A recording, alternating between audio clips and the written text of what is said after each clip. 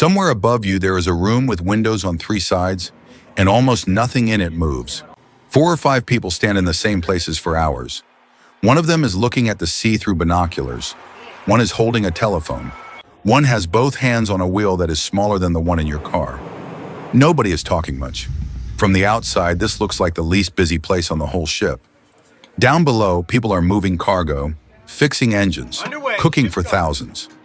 Up here, 4 people are standing still and staring at water. And yet everything the ship does, every course, every turn, every mile, is decided in this quiet room by those 4 people.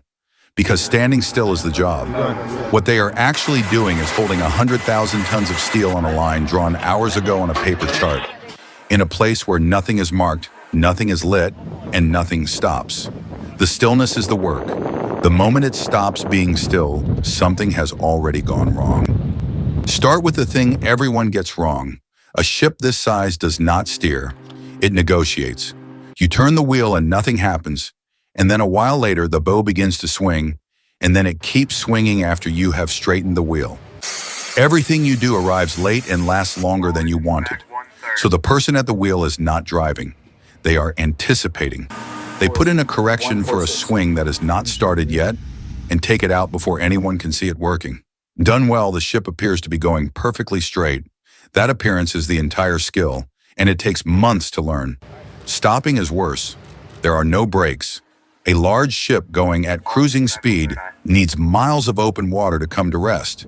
And most of that distance, it is still moving fast enough to destroy whatever it hits. Every decision on the bridge is therefore made early, because late decisions are decisions that cannot be carried out.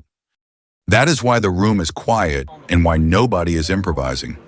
The people up here are not reacting to the sea in front of them.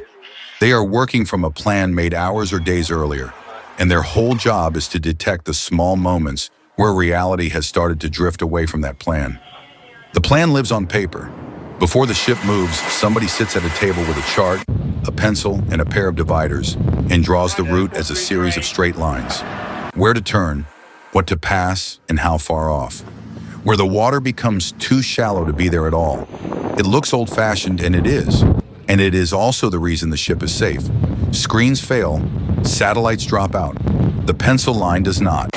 Every position the ship reports gets marked on that paper by hand, so there is always a record of where the ship actually was, not where a computer believed it was. So the chart table is the ship's memory. A line of small marks with times written beside them, walking across the paper hour by hour. If the marks are evenly spaced along the drawn line, everything is fine. If they start creeping off to one side, something is pushing the ship. And now there is a reason to find out what. Usually the answer is current or wane on the side of a hull the size of a building. Neither is visible from the window. You only see them by comparing where you should be with where you are over and over and correcting a couple of degrees at a time so the error never gets large enough to matter. Around the chart table stands the rest of the team, and each of them owns one narrow thing. One person owns the wheel, one owns the plot, one owns the radar, one owns the horizon on the left side, and another owns the horizon on the right. Nobody owns all of it on purpose, because a single person watching everything sees nothing. Attention is not divisible. Split the world into narrow strips and give each strip to somebody whose only job is that strip. And suddenly the room notices things a genius on their own would miss for 20 minutes, which is why, on a ship carrying radar and satellite navigation, there is still a person on the open wing of the bridge with binoculars and a jacket, looking at the sea with their own eyes. The equipment is better than they are at almost everything. Almost. Radar shows you things that reflect. Small wooden boats, low rafts, floating containers riding almost level with the surface, a swimmer. These can be nearly invisible to it, especially in rough water where the sea itself lights up the screen. So the oldest instrument on the ship is a person, and the person is not optional. The lookout reports the way everyone up here reports: direction, distance, what it is. Nobody says over there. Directions are given as numbers measured from the bow, so a report means the same thing to a person on the other side of the ship who cannot see what is being talked about. Ambiguity is treated as a fault. Subscribe. Now watch how an order actually travels because it is stranger than it looks. The officer says a course. The person at the wheel says it back out loud, word for word. They turn the wheel, and when the ship settles, they say it a third time. This is the course I am now holding. 3 statements for 1 instruction. It sounds like theater, and it is the opposite. Every one of those repetitions is a place where a mistake gets caught for free.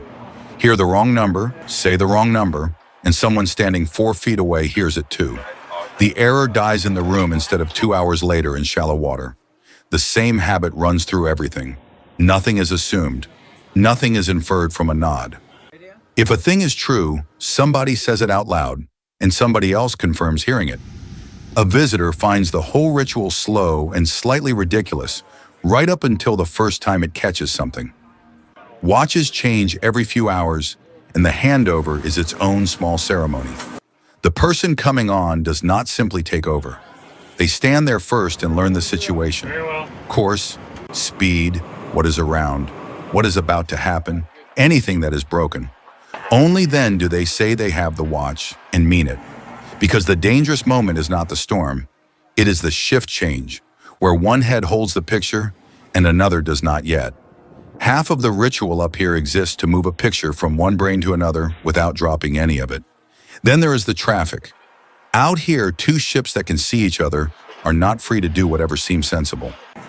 There is a rule book, agreed internationally, that says which one turns and which one holds steady, and it works only because both crews obey it without discussing it. Predictability is the whole safety system.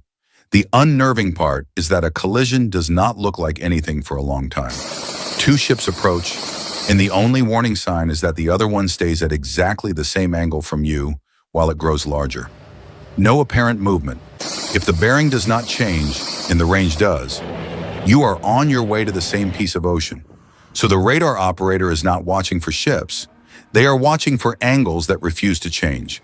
That is a number, checked and rechecked, minutes apart, long before anything looks urgent from the window. By the time it looks urgent from the window, it is far too late to be starting. And then some mornings, the world simply switches off. Fog comes in and the horizon goes from 12 miles to a few hundred feet. The lookouts are still there, still looking, and now they are nearly useless. Every instrument that was a second opinion has just become the only opinion. The ship slows down. Extra people come to the bridge. Somebody is sent to listen. Actually listen at an open door for engines and horns in the gray. Because sound carries when nothing else does. A crew with satellite navigation and modern radar responds to fog partly by putting a human ear outside. Weather is the other one. Not the drama of huge waves, but the way a long swell on the beam makes a large ship roll on a slow, heavy rhythm. And everything on board has to be secured. And everyone learns to move with one hand always holding something. The bridge keeps working through it, standing up. This is where the ship's own weather work matters. Balloons go up from the deck carrying instruments, feeding measurements that turn into forecasts for the next few days. The route on the chart is not fixed. It gets bent around storms days in advance, because the cheapest way to survive weather is to not be where it is. Then there are the failures, and the bridge is built around the assumption that they happen. Steering can be lost.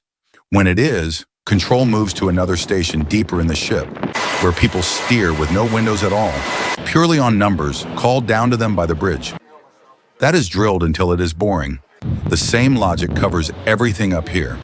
If the screens go dark, there is the paper chart. If the automatic systems quit, there is the wheel and a person to turn it.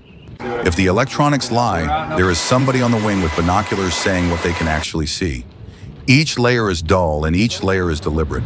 It is worth saying plainly, almost nothing you have seen so far is high technology. It is repetition, redundancy, and a strict habit of saying things out loud. A ship is kept out of trouble mostly by procedures a careful person could understand in an afternoon and would need years to perform without slipping. The hardest part is the boredom, and everyone knows it. Days of open water where nothing changes and every reading is the same as the last one. The failure mode is not panic. It is a competent person on hour 4, gradually confirming what they expect to see rather than what is there. So the routine is designed against its own crew. Fixed intervals for checks. Numbers written down rather than remembered. Reports said aloud even when they are identical to the last 12. It is all a machine for keeping tired people honest at 3 in the morning when there is nothing outside but black water. Where all of it becomes visible is coming into harbor. Out at sea, there is room for error. Here there is none. Shallow water, other traffic, a current that pushes sideways, and a ship that cannot stop. So the ship goes to its most demanding state, and the whole crew feels it. Extra people take positions on the bow and the stern. Anchor gear is made ready in case everything else fails. The bridge fills up. Course corrections come every minute or two now instead of every hour, and each one is still said 3 times because that is exactly when the habit earns its keep. Down on the bow, the work turns physical. Heavy lines, capstans, chain running through steel, people in helmets and flotation vests standing well clear of anything under tension. A parted mooring line does not behave like rope. It behaves like a whip, and everyone on deck is placed with that in mind. Then the ship touches the pier at a speed you could measure with a wristwatch, and it stops, and the moment passes without a sound. The bridge team writes down the time. Somebody says the ship is moored. That is the whole event. Thousands of tons brought to rest, recorded as a single line. Which is the strange thing about that quiet room. When everything up there works, absolutely nothing happens. No lurch, no shout, no near miss. A crossing that took 2 weeks looks, from the outside, like a ship that simply went from one place to another. There is nothing to see, and that is the achievement. Next time one of these passes on the horizon, remember there is a person up there with binoculars and another one drawing a pencil line across a chart. And if you want to see the opposite of that quiet, 4 acres of moving steel where aircraft are launched and caught in the middle of the ocean, that video is next.